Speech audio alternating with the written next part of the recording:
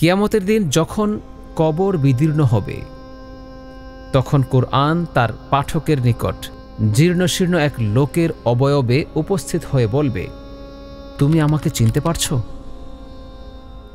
তখন লোকটি বলবে, না, আমি তোমাকে চিনতে পারছি না। তখন কোরআন বলবে, এই আমি তোমাকে দিনে পিপাসার্ত ও পরিশ্রান্ত করেছি এবং রাতে বিনিদ্র রেখেছি।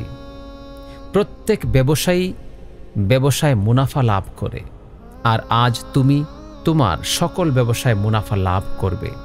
তখন তার ডান হাতে রাজত্ব দান করা হবে এবং বাম হাতে অমরত্ব।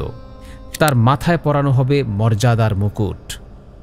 তার মাতা পিতাকে 2 প্রস্ত পোশাক পরিধান করানো হবে, যা দুনিয়াতে তাদের জন্য তৈরি করা হয়নি।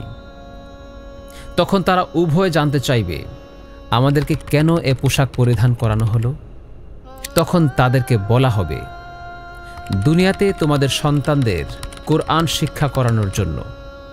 অতঃপর কোরআনের সেই পাঠককে বলা হবে, তুমি পাঠ করতে থাকো এবং জান্নাতের সিঁড়ি ও কামরা বেয়ে উপরে আরোহণ করতে থাকো। তার দ্রুত বা ধীর পাঠ শেষ না হওয়া পর্যন্ত তার আরোহণ করা চলতেই থাকবে। সুবহানাল্লাহি ওয়া বিহামদিহি। আল্লাহ এমন নিয়ামত থেকে কাউকে বঞ্চিত না করুন, আমিন।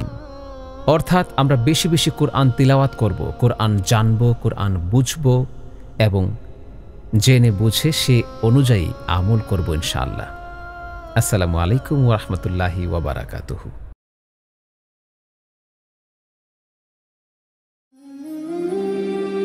হেভেন টিভি, জান্নাতি আহ্বানী প্রতিক্ষণ।